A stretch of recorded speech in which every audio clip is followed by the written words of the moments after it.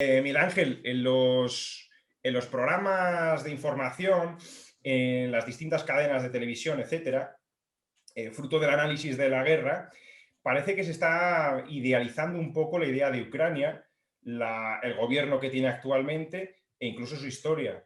¿A qué crees que obedece? Y vamos a ver si analizamos eso un poco, a ver si tiene algo de fundamento. Efectivamente, lleva razón, se está idealizando, se está llegando a puntos hasta convertir Ucrania algo así en un país de gente maravillosa, de gente excepcional, que están todos los buenos ahí, todos los malos del otro lado. Se están cometiendo inclusive, yo voy a mencionar solamente dos errores graves. Uno, y siento muchísimo decirlo, quien muy mal aconsejó a la reina Leticia de llevar un atuendo típico ucraniano. Sorochka. La labor de los reyes de España es totalmente imparcial en política. Sin duda tienen que defender a los españoles, pero cuando se trata del extranjero, su labor debe ser absolutamente imparcial. Porque el problema que se le plantea ahora a quien haya aconsejado a la reina Leticia es si, supongamos, un país occidental por algún motivo invade un país de otro continente o hay un conflicto con un país de otro continente, la reina se va a poner el traje típico de ese otro país. Es que hay que ir más allá de la inmediatez. Y lo que ha cometido la reina Leticia ahí, muy mal aconsejada, es un grave error. Permíteme que te cuente una anécdota a propósito de Alfonso XII. Bien es conocido que Alfonso XII tenía un amante que era una cantante de ópera, Elena, si no recuerdo mal se llamaba Elena, y con ella tuvo dos hijos.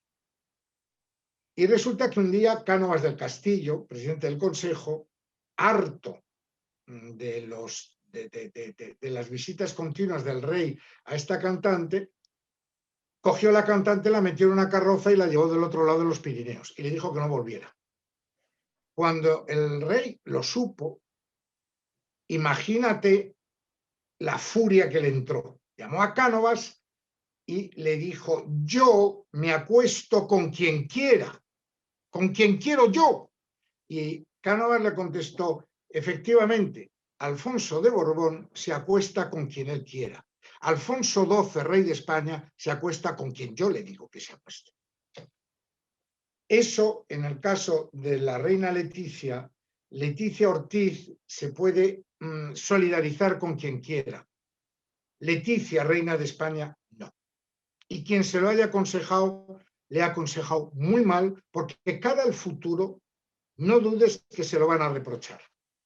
Eso desde luego. Y el segundo ejemplo, el otro ejemplo que podemos poner, en sentido contrario, fue cuando el rey Cristian de Dinamarca, Cristian X de Dinamarca, le advirtió a las autoridades alemanas de ocupación que si obligaba a los ciudadanos judíos daneses a llevar la estrella amarilla, él se la pondría y pediría a todos los otros ciudadanos daneses de ponérsela también.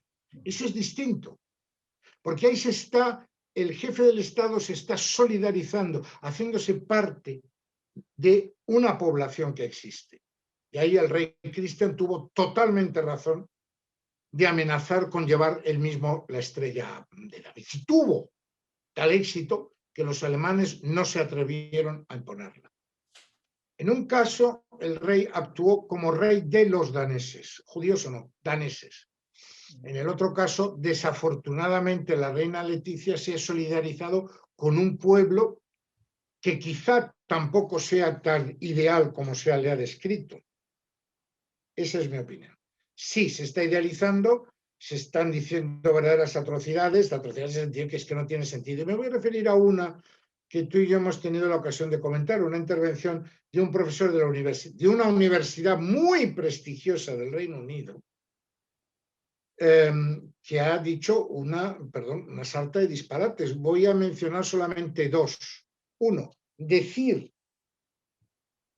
que el pueblo ucraniano lleva en su identidad, cualquiera que diríamos en sus genes, la libertad, los derechos fundamentales, el respeto a los demás, etcétera, etcétera, sin duda este profesor de esta universidad tan prestigiosa del Reino Unido ha olvidado que los peores pogroms, los más salvajes, los más despiadados que se han llevado a cabo en la historia, tanto por la frecuencia como por la sangre derramada, han sido los pogroms de Miguel los Ángel, ucranianos. disculpa, para que se entienda, ¿qué es un pogrom? Un pogrom es cuando se ataca a comunidades judías por el hecho de ser judías. Y los pogroms eran muy, desgraciadamente, muy corrientes en Rusia, y ahí incluyo Ucrania, porque el emperador Nicolás II encontraba, como sus antecesores, encontraba que cada vez que había un problema, lo mejor era echar la culpa a los judíos. Eso son declaraciones oficiales del emperador y de su gobierno.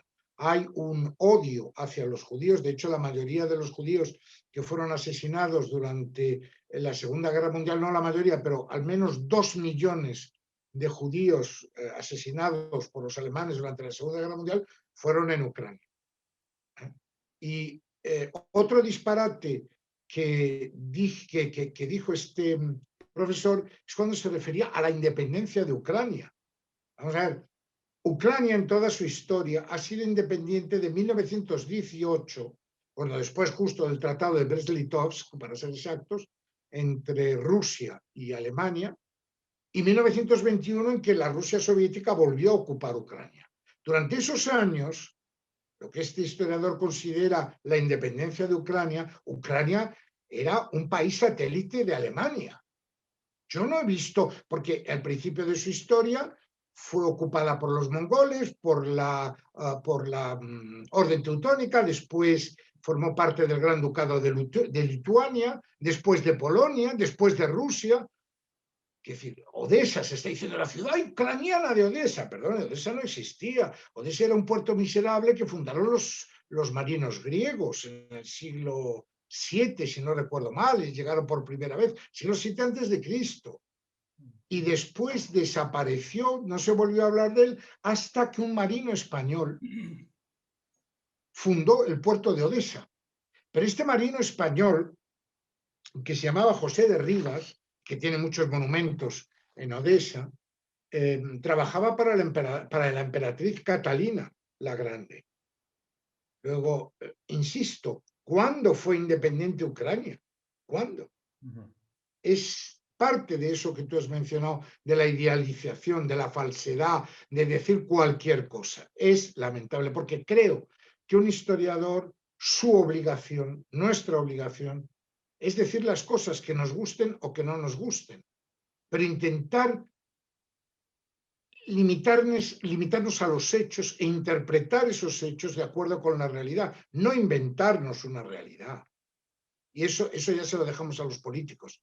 Pero la función de un historiador es no hacer política ni hacer ideología, en ningún sentido, ni a favor de unos ni a favor de otros, porque la consecuencia es grave. Sí. Estoy de acuerdo. Vamos a hablar un poco del memorándum de 1994. ¿Qué es lo que se estableció ahí? Porque se ha hablado bastante de esto. De hecho, ha habido un poco de controversia en ese sentido porque algunas personas lo han esgrimido como argumento para justificar o por lo menos para establecer una equidistancia entre ambos frentes y otras personas dicen que directamente no existió tal acuerdo. Entonces, ¿en qué consiste ese acuerdo y qué es lo que se estableció? Y luego, a ver si se ha respetado, por supuesto. Vamos a ver, efectivamente el acuerdo existió y si no recuerdo mal, perdón por la redundancia, se firmó en Budapest, es el acuerdo de Budapest, y se firmó en diciembre, si no recuerdo mal, entre Ucrania, el Reino Unido, Estados Unidos y Rusia. Lo que dice este acuerdo, la finalidad de este acuerdo era que Ucrania, vamos a poner los puntos sobre las IES, entregase todo su enorme arsenal nuclear que sobrepasaba las 1.600 cabezas atómicas, nada menos. Era el segundo arsenal de cabezas atómicas más grande del mundo. Pero explica Pensémoslo. Miguel Ángel. Perdón, más grande de Europa. Sí, sí, no, sin duda. Explica Miguel Ángel, en fin, para que los que vean este vídeo lo sepan, por qué se concentraba ese arsenal en Ucrania, que evidentemente pertenecía a la Unión Soviética, como el propio territorio de Ucrania. ¿Por qué estaba ahí? En primer Digamos, lugar, por una cuestión de diseminación de las cabezas nucleares y, en segundo lugar, porque estaba mucho más cerca de Europa. Desde Ucrania se alcanzaba muy bien Turquía, por ejemplo, se dominaba perfectamente el Mar Negro y toda Europa occidental. Es decir, había una relativa concentración, había por todos los lados, por supuesto, pero ahí había una cierta concentración precisamente por su situación geográfica, que era importante. No es que esto, fuera esencial, pero era importante. sí, por hacer un pequeño inciso, a los que hayan visto la película de Nicolas Cage, El Señor de la Guerra, que es una historia real, es muy buena película en la que el protagonista es traficante de armas, se ve cómo llega a acuerdos con un tipo con el que tenía cierta relación, al final me parece que acaba tratándole de tío, como si fuera su tío, y que era un general de la antigua Unión Soviética, y cómo había quedado un arsenal gigantesco en Ucrania. Si no recuerdo mal, sé que era en algún país, en fin, algún territorio que había sido soviético, estoy casi seguro que era Ucrania. Y, en fin, tenían pues eso, un superávit de armamento que nadie iba a verificar, que había quedado ahí estancado y al que se le dio salida después para futuras guerras. De acuerdo. Bueno, continúa, Miguel Ángel. Sí, pues entonces, efectivamente, lo que dices es totalmente cierto. Este memorándum sí existió. Efectivamente existió, ya digo, firmado por estas cuatro potencias, y la finalidad, como te decía, era la desnuclearización de Ucrania. A cambio de desnuclearizarse, Ucrania exigía que se la protegiese, y aquí estamos en el centro de la cuestión, que es el artículo 4. La Federación Rusa, Reino Unido y Estados Unidos se comprometen a proteger Ucrania, cuidado, en el caso de que, y asistirla, no solamente protegerla, sino más asistirla, en el caso de que Ucrania sea amenazada o atacada por armas nucleares. Es decir, no que Ucrania sea atacada. Todos los países, todos los estados mencionados se comprometen a no a contener cualquier ataque contra Ucrania, es decir, a no atacar a Ucrania, pero no a acudir en su asistencia. Eso solo si Ucrania es atacada con armas nucleares, nada más. Eso es importante porque estos días Boris Johnson, primer ministro británico, ha hecho referencia a este acuerdo en el sentido opuesto. Es decir, a nosotros como británicos, firmantes de este memorándum, de este acuerdo, nos compete intervenir, etcétera, etcétera. No, no, no, no. Lo único que hay es protección de esos estados que he mencionado en el caso de un ataque nuclear o en el caso de una amenaza nuclear, tanto si hay amenaza como si hay ataque. Pero en lo demás, bueno, todos no, el Reino Unido, Estados Unidos y Rusia se comprometen a lo que en inglés exacto es to restrain from, es decir, no atacar. Eso es, eso es. Sí, sí. Punto, nada más. Resistencia, sí, sí, eso es. Pero en cuanto a intervención, no hay nada más que ese punto, que es el punto 4, que dice eso, que en caso de ataque o amenaza nuclear, punto, nada más. Bueno, lo que pasa es que el señor Boris Johnson no está en la primera de sus equivocaciones. Recordemos que cuando se le acusó de haber celebrado un party en época, hace muy poco, en plena pandemia, con todo el mundo encerrado en casa y tal y cual, dijo que era una reunión de trabajo.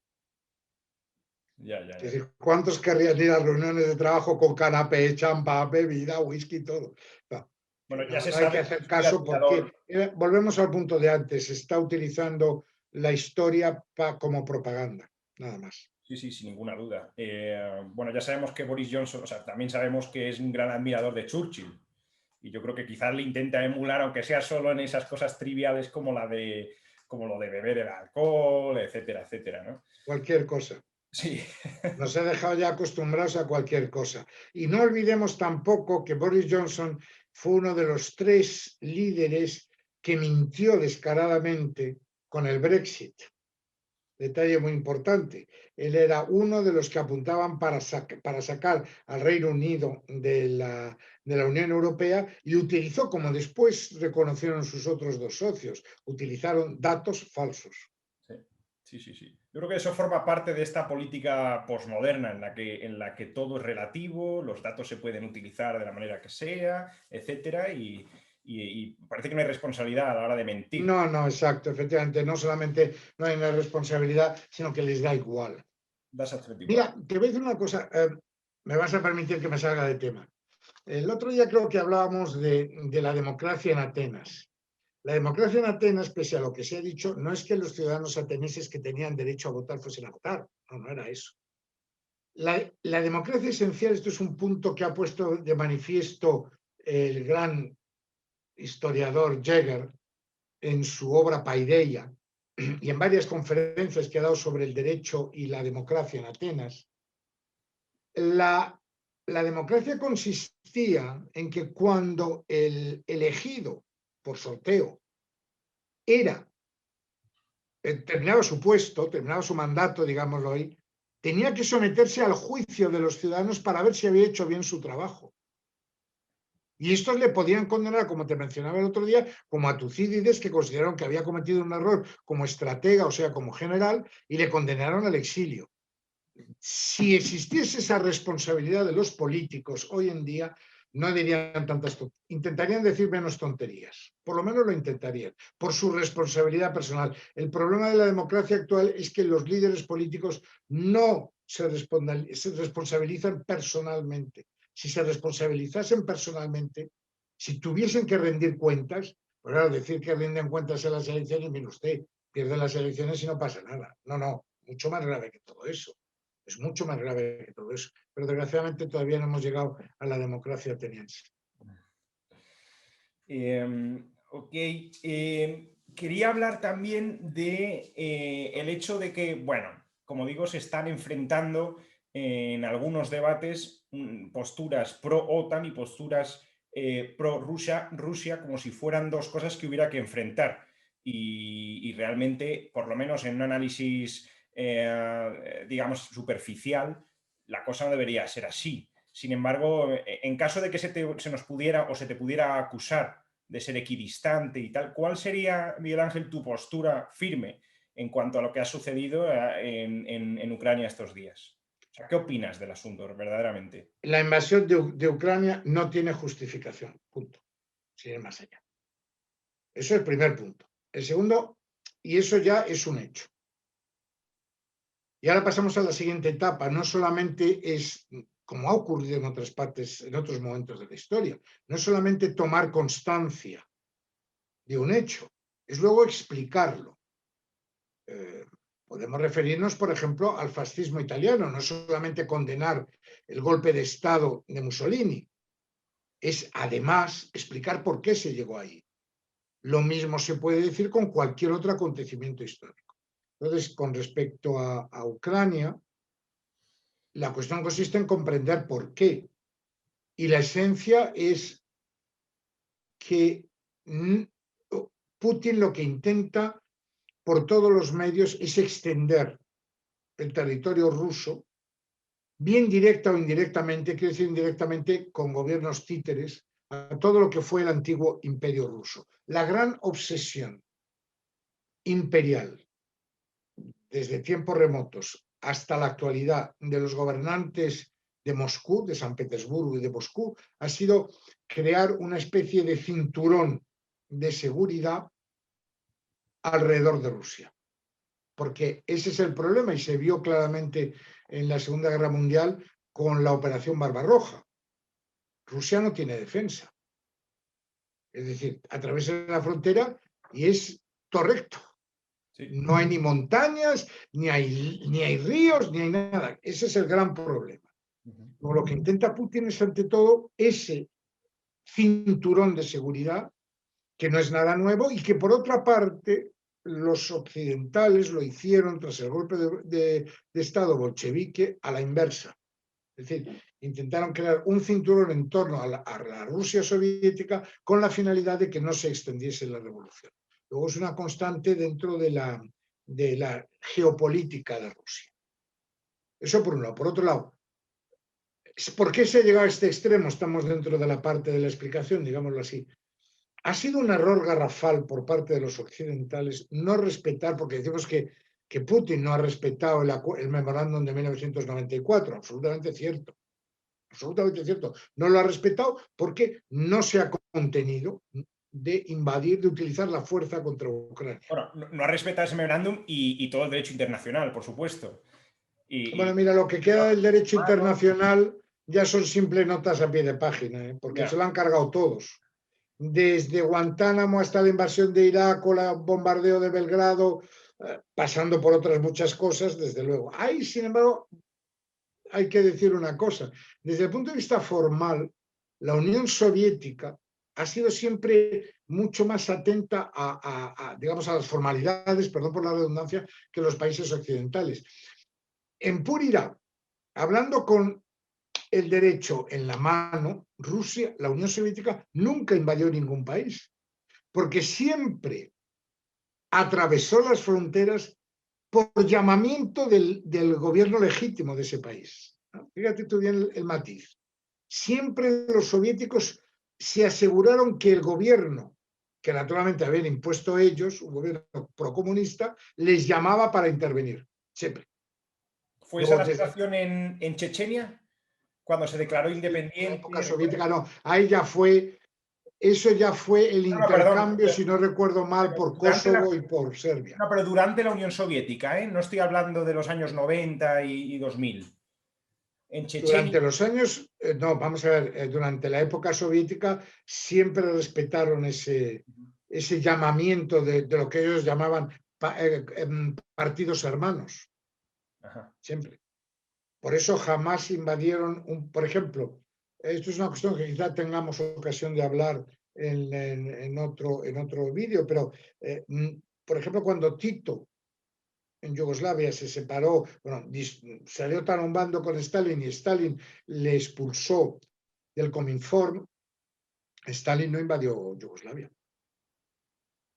Cuando Albania se separó decididamente de la Unión Soviética y de Khrushchev para pasarse con los chinos, la Unión Soviética tampoco les invadió. Y que conste que tenían en Albania la base de submarinos más importante de la flota soviética en el Mediterráneo. Sin embargo, no se les ocurrió invadirlo. Lógicamente nadie iba a defender a Albania. Sí, siempre se han procurado respetar ese formalismo. Ahora bien, tras el fin de la Unión Soviética se llegaron a unos acuerdos y los occidentales no lo respetaron. Ninguno. La desmilitarización soviética de Europa del Este y de los países bálticos fue hecha a cambio de que ninguno de esos países ingresase en la OTAN. Están todos en la OTAN. Es decir, Rusia no ha respetado el memorándum de 1994, pero es que los occidentales no han respetado tampoco los acuerdos a los que llegaron con Gorbachev de desmilitarización. Esperaron a que los soviéticos se fuesen para militarizar con la OTAN esos estados. A mí me pareció un grave error porque era un momento ideal para demostrarle a Rusia que no se la consideraba un enemigo, porque lo que no se puede hacer por un lado es decir, pues se puede decir porque se dijo, pero es incoherente decir, mire usted, queremos que forme parte de la nueva Europa, una Europa desde Gibraltar hasta los Balcanes, pero les vamos a poner tropas en todos los sitios. ¿No? Si realmente se quería eso, los países del este hubieran podido perfectamente adherirse a la Unión Europea, como ellos querían, pero no por eso adherirse a la OTAN.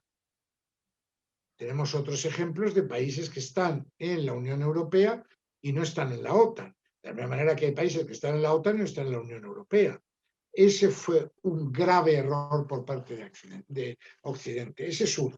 Y el segundo grave error fue cuando se llegó a un acuerdo con los rusos y con los chinos de que el bloqueo de Libia para acabar con el régimen de El Gaddafi no supondría bajo ningún momento la intervención de militares de la OTAN occidentales en Libia. Tal cual fue firmado, aviones franceses bombardearon lugares donde pensaban que estaba refugiado el Gaddafi. O ya ahí tampoco lo respetaron. El hecho de que Sarkozy tuviese un especial interés en matar, a eliminar a el Gaddafi, no justifica, y naturalmente, la violación de ese acuerdo. Por eso digo, no justifica en absoluto que los franceses lo hiciesen. Luego, si se está, lo que pasa es que eso, naturalmente, con el control que hay en la prensa, no se sabe. De manera que volvemos a una actitud que a mí me parece nefasta, de maniqueísmo, de todos los malos están de un lado y todos los buenos del otro. Es exactamente lo mismo que hacía la Unión Soviética. Todos los occidentales eran monstruos horribles, no lo éramos, y todos los soviéticos eran países perfectos, maravillosos, paraísos. No. De la misma manera ahora, pero se hace de la otra manera. Los rusos, como aparte hay una especie de atavismo hacia Rusia, cuando en todas las elecciones que ha tenido que hacer Rusia siempre se ha puesto de parte de los occidentales. Durante la Primera Guerra Mundial tenía un acuerdo con Gran Bretaña y con Francia y efectivamente participaron en la guerra del parte de Inglaterra y Francia. Luego hay un atavismo, es decir, la culpa la tiene, y ahí las declaraciones de Borrell que el otro día mencionábamos son lamentables, como aquel día siendo ministro español de Asuntos Exteriores que dijo que el gran enemigo de España era Rusia. Esos son los excesos verbales de los buenos y los males que son inaceptables. A mi modo de ver, inaceptables, y no hacen sino envenenar todavía más el ambiente. Porque más, todos estos que ahora están echando pestes, diabolizando Moscú, lo malo que son los rusos, etcétera, etcétera, dentro de unos meses se van a tragar todo lo que han dicho. Lo que pasa es que entonces dirán que ellos nunca lo han dicho, por supuesto, porque la realidad está ahí, la realidad geopolítica está ahí. ¿Crees que Rusia se va a detener solo con Ucrania o va a seguir con su plan de invasión de territorios? Hay personas que dicen que si se le deja, Rusia llegará hasta Cádiz. ¿Qué opinas de esto? Eso lo único que demuestra es que la capacidad de decir imbecilidades llega desde los Urales hasta Cádiz. Eso desde luego.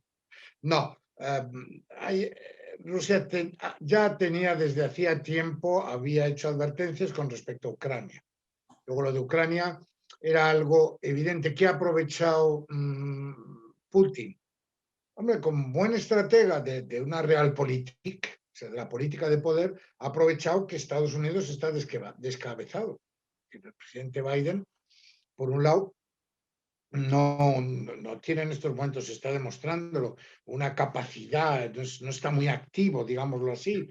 Y por otro lado, hay que tener en cuenta que las circunstancias de dependencia europea de Rusia le hacen ladrar mucho, pero hacer muy poco. Es decir, como comentábamos el otro día y como se ha visto en los periódicos, me parece que era hoy, si Rusia corta el gas, se muere de frío toda Alemania y el resto de Europa. Porque los franceses, para proteger su industria energética, impidieron que el gasoducto que se había construido en España trasladase gas hacia Francia y el resto de Europa. No fue un gesto muy amistoso sobre todo, para España le daba igual en cierto modo, pero no fue ningún gesto amistoso para el resto de Europa. Pero esa decisión francesa ha creado la enorme dependencia de Europa, excepto España, con respecto a Rusia. Luego, volviendo a tu pregunta, no creo que haya, no veo dónde puede extenderse en estos momentos más Rusia, en ningún sitio significativo, porque desde luego no va a invadir ningún país de la OTAN. Aunque vamos a ver, voy a citar de memoria, pero hay que tener cuidado con lo de la OTAN porque el tratado fundacional de la Organización del Tratado del Atlántico Norte, perdón por la redundancia, prevé que si los Estados Unidos son atacados, todos sus aliados intervendrán inmediatamente en su ayuda, pero no así a la inversa. Si un país de la OTAN es atacado, los otros analizarán una posible intervención, cito de memoria, en favor suyo, pero no es automática como es en el caso de Estados Unidos. Hay que tener cuidado, porque suponiendo que a Rusia le diese, que desde luego no creo que le fuese a dar, por atacar, digamos, los países bálticos, por poner un ejemplo, la intervención de la OTAN, que yo considero, creo que intervendría, desde luego, no sería automática. Es decir, hay que ver los textos, hay que ir a fondo en el estudio de los temas y no creerse con lo que dice cualquier periódico. De manera que mi respuesta es no, no creo que Putin vaya por el momento más lejos. Ahora tiene que asentar su poder, porque eso es lo que quiere en definitiva, en Ucrania, y el temor que tienen ahí los americanos es que se hagan con los laboratorios de las farmacéuticas, laboratorios experimentales que las farmacéuticas han instalado en Ucrania. Eso les haría perder mucho. Pero no veo a Putin invadiendo que no va a invadir Finlandia. No va a declarar la guerra a Turquía, que es un gran, no amigo, pero que tiene muy buenas relaciones con Rusia, con Putin. Al fin y al cabo, que Erdogan siga ahí se lo debe a Putin, que fue el que le advirtió del golpe de Estado. ¿Qué va a atacar Polonia? No digamos más tonterías que las estrictamente necesarias. No lo Hay que voy a recordar invadir. que el coste para Rusia de esto que está sucediendo es gigantesco. El Producto Interior Bruto de Rusia no es muy superior al de España, según tengo entendido. Otra cosa es que tenga recursos, que tenga una capacidad militar brutal, pero en cuanto a la economía, supuestamente está en un momento muy frágil, a punto de alcanzar el default, incluso. Bueno, eso siempre se ha dicho de Rusia, siempre. Es una tradición que Rusia no tenía con qué pagar. Aparte del hecho de que Rusia ha estado históricamente muy mal administrada, Sin duda. con una administración financiera caótica, por ser suaves, y sobre todo por la enorme corrupción que ha habido siempre y que hay, tanto en la época soviética como ahora, por supuesto. Pero en definitiva, lo que Putin quiere es poner un gobierno en Ucrania de sus corruptos, no de los corruptos de los occidentales. Sí, sí. Como en Eh, Bielorrusia. no creo que cuando tienes esa enorme cantidad de reservas de materias primas, no estás en quiebra. Lo máximo que puede tener es un problema de liquidez, pero también relativo. ¿Por qué? Porque según parece ser, como le han cerrado algunos bancos rusos ¿cómo se llama esto?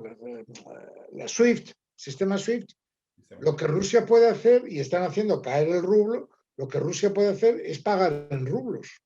Ya verás tú la gracia que les va a hacer a los acreedores occidentales que les paguen en rublos. Sí, sí. No hay que creerse que solamente, porque hay una cosa que sí es cierta. Hay bienes que importa de Occidente que ya no llegan. ¿Pero qué bienes son? Por ejemplo, medicamentos, perdón. Esos medicamentos, ¿a quién dañan? Desde luego que no van a dañar a los grandes gerifaltes del régimen.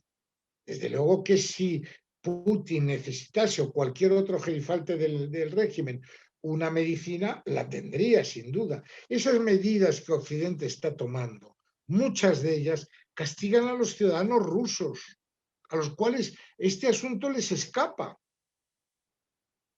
Es evidente. Y se les está condenando a ellos, a los ciudadanos rusos, a sufrir unas consecuencias de un hecho del cual no son responsables. Eso desde luego. Luego, eso de que Rusia, siempre se está diciendo, Rusia está de rodillas, pues lleva siglos de rodillas, pero no termina de caerse. Eso sí es cierto. Yo no me creo esa debilidad intrínseca de Rusia.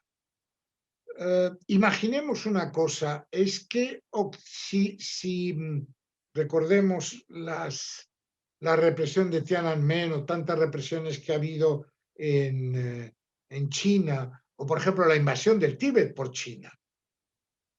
¿Es que Occidente ha hecho algo? ¿Es cierto o no es cierto que se le iba a dar el Premio Nobel de la Paz al Dalai Lama y que por presiones de China no se le dio? Vamos a ver, con China pasamos quiero decir, si China cometiese ahora una barbaridad, y de hecho se está apropiando de islas, está creando islas en el Pacífico, está haciendo lo que le da la gana, literalmente. Yo no he visto por ahí sanciones ni críticas a China. Y si China, es decir, ¿por qué no se le reclama también a China, lo cual me parecería maravilloso, que devolviese Tíbet a las autoridades tibetanas? Imaginemos el caso. Con motivo del aniversario de la invasión de Tíbet, por China, ¿nos vamos a tener que vestir como las tibetanas? Es decir, hay que tener perspectiva y no dejarse llevar por la propaganda muy bien construida, por otro lado, que se está haciendo con respecto a la cuestión de Ucrania. Hay que tomarse las cosas con más mesura y sobre todo analizarlas desde un plano histórico. Y la verdad, todos esos disparates que se están diciendo ante la inaceptable invasión de Ucrania por Rusia, luego vamos a ver lo que pasa dentro de unos meses. Los occidentales se van a tener que tragar, perdón por la expresión, la invasión de Ucrania y aquí no ha pasado nada. Y los que van a seguir perdiendo van a ser los ucranianos, como siempre. Eso es una evidencia. Y si no, esperemos unos meses.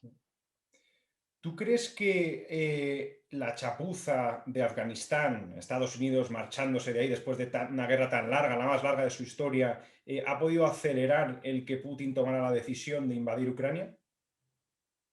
No, porque no creo que en ningún momento Putin ni nadie, se hubiese planteado el que Estados Unidos interviniese en defensa de Ucrania. No.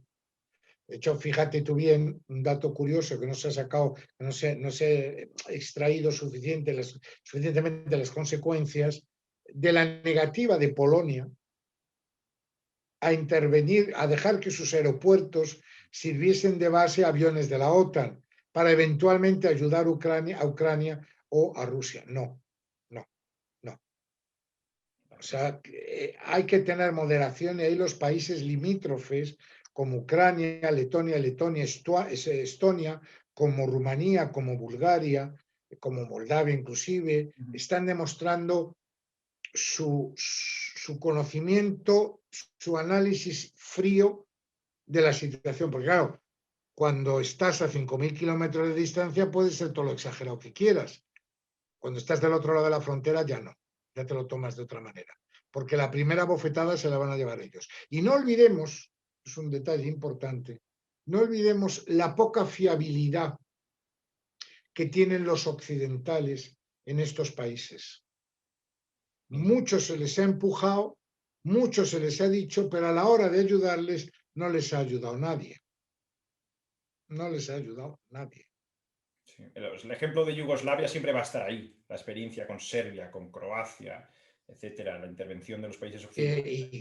Es decir, históricamente, no olvidemos que, y es triste recordarlo, perdón, es triste recordarlo, que cuando se empezaron los movimientos de liberación en los Balcanes de los cristianos contra los turcos, la mayoría de los occidentales intentaron calmar a los cristianos. Fíjate tú bien. El único que realmente se rebeló contra la opresión de los búlgaros, por ejemplo, fue Israel y el primer ministro británico. Pero nunca hubo y Metternich, el canciller austriaco, literalmente habían buscado en el imperio austriaco, en aquella época solo, refugio, los independentistas helenos, y el mismísimo Metternich se lo entregó a las autoridades turcas. Se los entregó a las autoridades turcas que los mataron después de incontables torturas en Belgrado.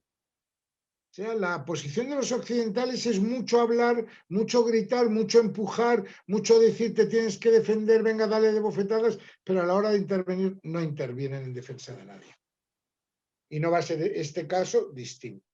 Nadie va a enviar un solo soldado a Ucrania, nadie, ningún occidental va a pegar un tiro por Ucrania. Y eso lo sabe Putin. Más que el hecho de la espantada que ha dado Estados Unidos de Afganistán, es esa certeza de la no intervención occidental.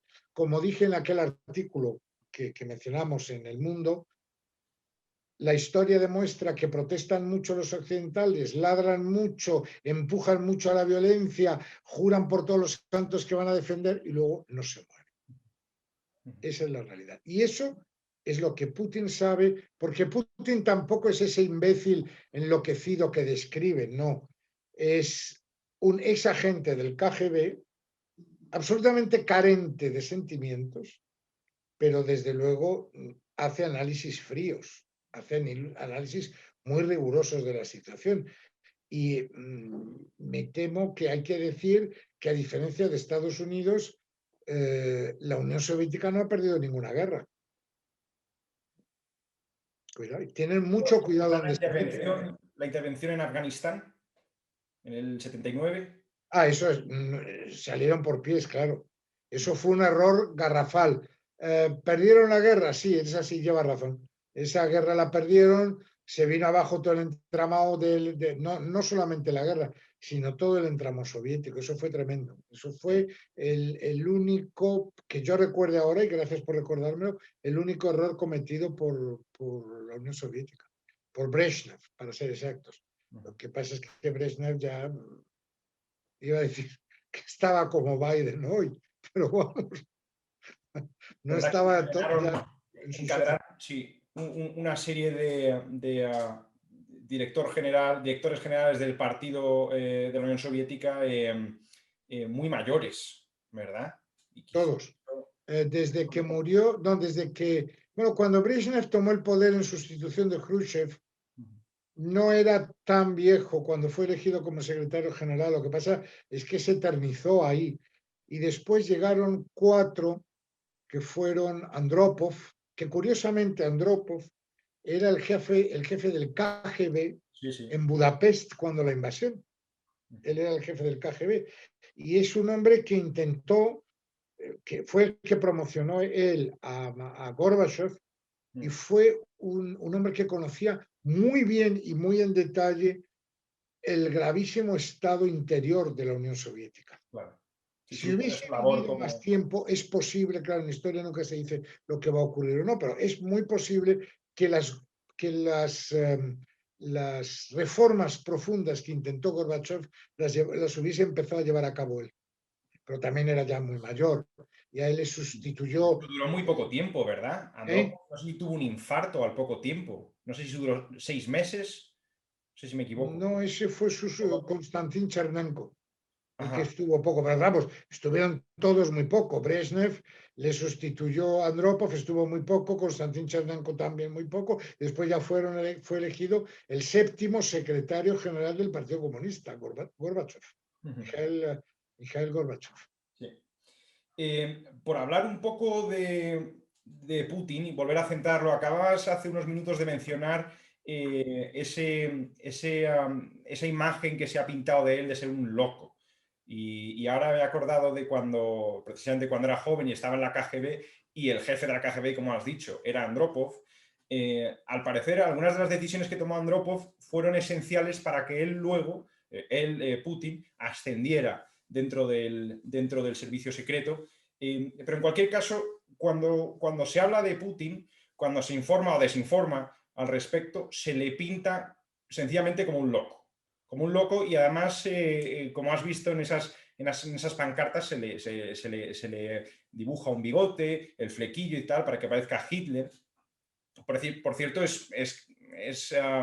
digamos, es llamativo que no se le compare con Stalin en ningún momento, pero en cualquier caso se le tilda de loco y se llega a decir incluso que el tipo está dispuesto a todo, ya que ha amenazado con la guerra nuclear y que, digamos, va por todas y que si no sale lo que él quiere, pues que no tendría ningún problema de destruir el mundo entero. y llevarnos a la Tercera Guerra Mundial, ¿no? ¿Es Putin un loco? ¿Y qué tienes que decir un poco al respecto de esto que comento? Bueno, lo que ha hecho hasta ahora demuestra que no está tan loco tampoco. Eso es lo primero. Y si está loco, es un loco muy racional. En segundo lugar, no me parece oportuno, porque desvía la atención de los verdaderos problemas, quitarse de encima a los líderes opuestos, a la gente opuesta, diciendo es un loco.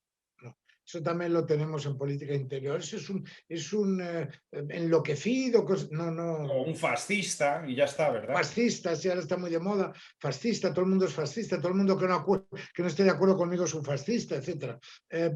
Vamos a ver, ya inclusive ni los fascistas quieren que se les llame fascistas, a fuerza de vaguedad en el término. Sí. No, te repito lo de antes, Putin no es un loco, es un error considerarle un loco, es un error, en primer lugar porque se da una imagen falsa y en segundo lugar porque después habrá que recordar, lo que pasa es que naturalmente se encargarán mucho de no recordar cuando se vuelven a sentar con Putin, ¿verdad? Le recordarán que está negociando con un loco. Si es un loco, ¿por qué fue a visitarle Macron, por ejemplo? Aparte para hacer el ridículo, ¿para qué fue a visitarle? Por la mesa, que fue un desprecio mayúsculo, vamos. Y no solamente eso, sino más después salió primero Putin y ni siquiera esperó a Macron. Eso lo podemos ver en otro momento, porque el desprestigio de Macron es tal que ya está fuera de toda conversación. Pero reitero, no. Putin hay que analizar lo que hace muy fríamente, tiene sus razones, es un tipo no loco, pero sí brutal, pero inclusive en su brutalidad, eso que dicen que va a declarar la guerra mundial y patatí patatá. No, son tonterías. No va a declarar ninguna guerra mundial. La guerra se va a circunscribir a Ucrania. Ucrania terminará pasando por el aro, si no es nada más que por agotamiento.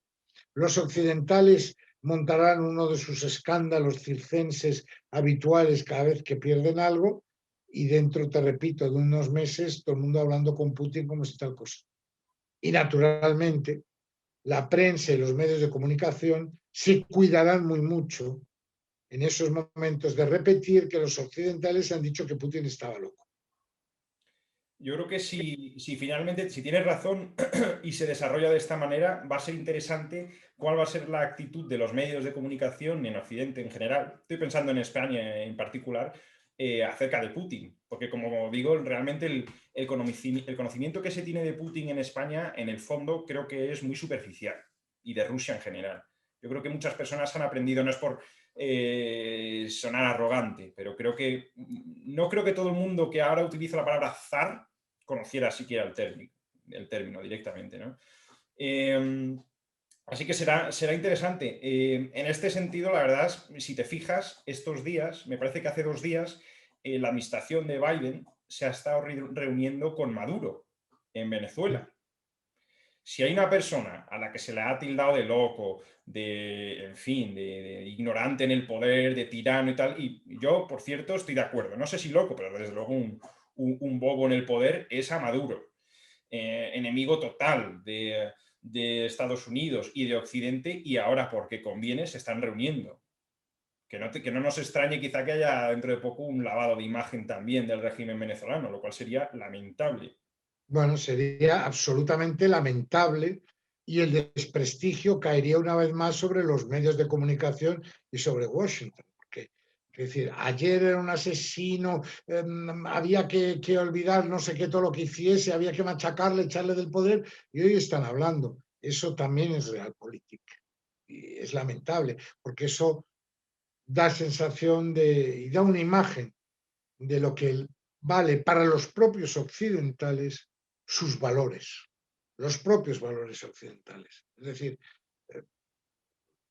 estoy recordando esa frase famosa de Groucho Marx: estos son mis principios, pero si no les gusta tengo otros.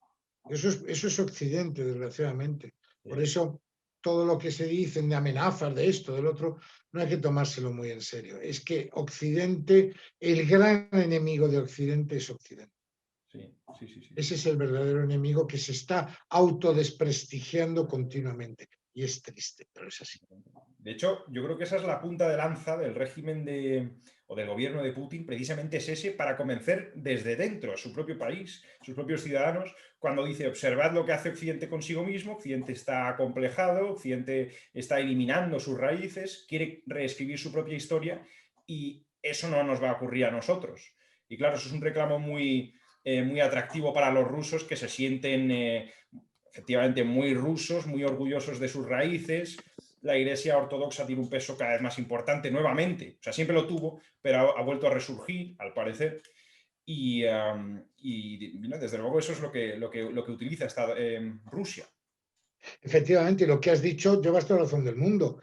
En España se conoce muy mal, bueno, en España desgraciadamente se conoce muy mal el exterior, porque hay una especie de impermeabilidad en los genes hacia todo eso que viene de fuera, como si no nos afectase.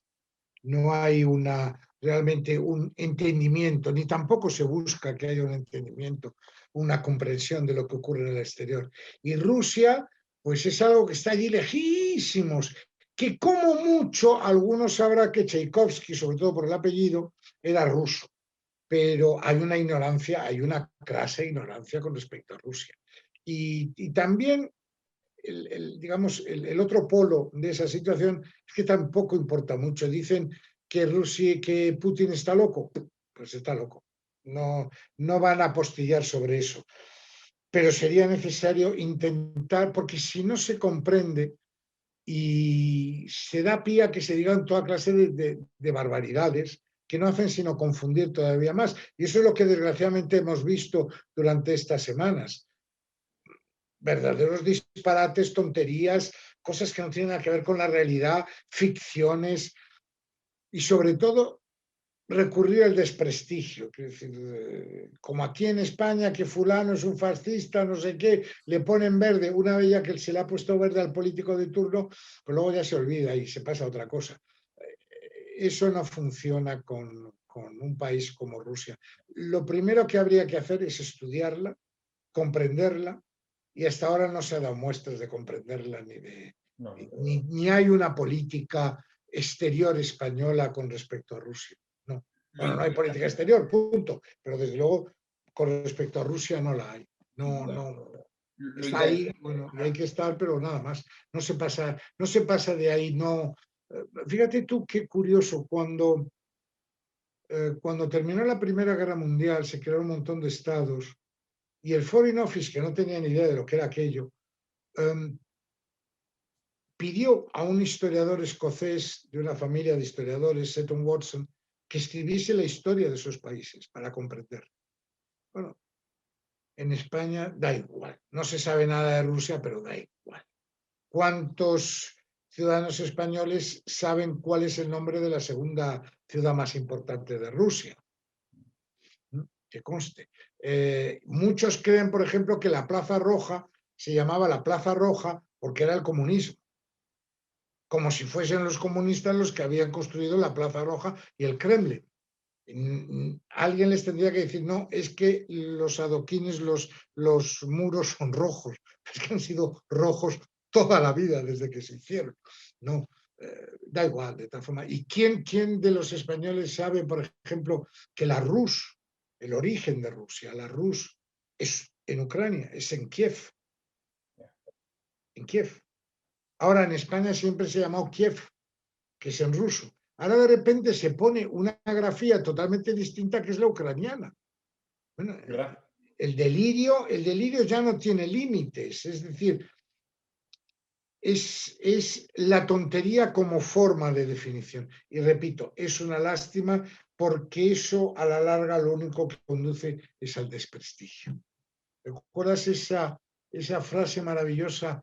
Me parece que es de Eurípides, si no recuerdo mal, pero estoy citando de cabeza, que decía en un momento dado, en una de sus tragedias, la desmesura al madurar grana en la espiga del error y la cosecha que se recoge solo son lágrimas. Bueno, lo mismo se podría decir de las situaciones, no lágrimas, sino el ridículo más apoteósico, y es lamentable. precisamente por nuestra distancia, quizá el gobierno no hubiera debido dejarse llevar por ese belicismo excesivo. Es como querer decir, que no nos hacéis caso, pero estamos aquí, somos los más belicistas de todos. Aquí, eso luego se paga. Y como te decía el otro día, España lo va a pagar. Bueno, ahora el gobierno lo está utilizando. Yo creo que los populismos se complementan. Entonces, Sí. aunque sea un populismo que sea opuesto, es igual, se utiliza el argumento. Entonces, hay dos versiones de eso, ¿no? O dos manifestaciones de esto que digo. En primer lugar, utilizarlo un partido contra otro o el gobierno contra la oposición para decir, no, es que ustedes son el partido de Putin. Y se quedan tan anchos, tan anchos. Estoy pensando ahora mismo en Podemos diciendo eso de Vox. Incluso algunos del PP, me parece que he escuchado decirlo. Y en segundo lugar, y lo que es verdaderamente grave, es que el gobierno, en particular el presidente, desde el Parlamento, justifica los tiempos tan complicados que se están viviendo con una inflación altísima, con una factura de la luz que bate récord cada día en la historia. En su historia lo exculpa con Putin, con la situación en Ucrania, y dice, bueno, es que Hombre, es era la guerra ideal. de Putin, y ya ¿Qué más está. se puede pedir? Si es que se lo han servido en bandeja. Es decir, ya no se acuerda que la luz en España empezó a subir mucho antes de Ucrania. No, ahora parece ser que con la invasión de Ucrania empezó a subir la luz. No, No, no. es que, La luz estaba subiendo desde antes, desde mucho antes. ¿no? De hecho, como ejemplo práctico de vida real personal, estaba el otro día en el dentista, entré y dije, buenas tardes, ¿qué tal? Y la respuesta fue, pues aquí, con el loco este de Rusia. Yo pensaba que me iban a decir, la luz, la gasolina, está todo Sí, carísimo, sí, sí, sí. verdaderamente no sé cómo vamos a hacer en la clínica y tal. No, no, aquí con el loco este de Rusia. Eso lo que te demuestra es la debilidad que en definitiva tiene la democracia. Porque date tú cuenta que todas esas personas que se crean cualquier cosa, pero literalmente cualquier cosa, que no se paran a pensar si es verdad o mentira lo que les están diciendo, son las personas que van a votar. Son las personas que van a votar. Claro, antes los carteles que ponían, que estaban en las calles, que por culpa de Sánchez está subiendo la electricidad, y decían cómo terminaban, apaga la luz y vete, decían los carteles. Ahora ya, dentro de nada, Sánchez va a terminar como un santo y el culpable de la subida de la luz va a ser Putin. Como todo el mundo sabe que el culpable de la guerra civil española fue Putin y el culpable de la independencia de los países que ahora forman América Latina fue de Putin. Claro, ahora Putin tiene la culpa de todo. O sea, desde la falta de chocolate hasta que haya una huelga y una manifestación en España. La culpa de todo es de Putin. Les viene de maravilla estos mediocres, como te repito una vez más, que no saben ni por dónde se las andan, y es que conste que también es cierto que esa exageración se da solo en España. En los otros países, de acuerdo, se critica, pero se andan con más cuidado, porque saben lo que viene después. Y volviendo al inicio de esta conversación, yo no he visto a ninguna reina ni a ningún rey hacer ni a ningún jefe de Estado, excepto francés, porque es político y es elegido, pero a ningún monarca le he visto hacer ninguna declaración en favor o en contra de Ucrania, ¿no? Y afortunadamente Su Majestad, el rey Felipe VI, tampoco. Él no. Ella desgraciadamente sí. Volvemos al punto de partida. Quizás sea, por esculparla un poco, un gesto de frivolidad que tiene su repercusión con su conocido gusto por la moda y este tipo de cosas, ¿no? Porque al fin y al cabo es sí, ¿no? Con la gravedad que tiene, efectivamente. Si mezclamos ya Putin y la guerra con la moda, apague, vámonos. Ahora soy yo el que te digo apague, vámonos. Sí, sí, sí, sí. Pero no me sorprende nada de todos modos, ¿eh? Y Bueno, en cualquier caso, aunque es en que todo caso, perdona, si yo fuese Su Majestad la Reina, despediría inmediatamente el que me aconsejó hacer eso. ya, ya, Por ya. incompetente. Por incompetente. Pero como sabes, Miguel Ángel, vivimos en el mundo de la teatralización de las cosas. Todo es teatro, todo son reivindicaciones, hay que ponerse de rodillas porque ha ocurrido algo horrible en Estados Unidos y ahora entonces de repente estamos todos obligados en en los eventos deportivos a ponernos de rodillas, a un minuto de silencio, a erigir estatuas, a quitar otras. El otro día el Real Madrid jugaba no sé contra qué equipo en la liga y todos llevaban una camiseta en apoyo a Ucrania. En el Bernabéu había una pancarta gigantesca, todos con Ucrania, etcétera, etcétera.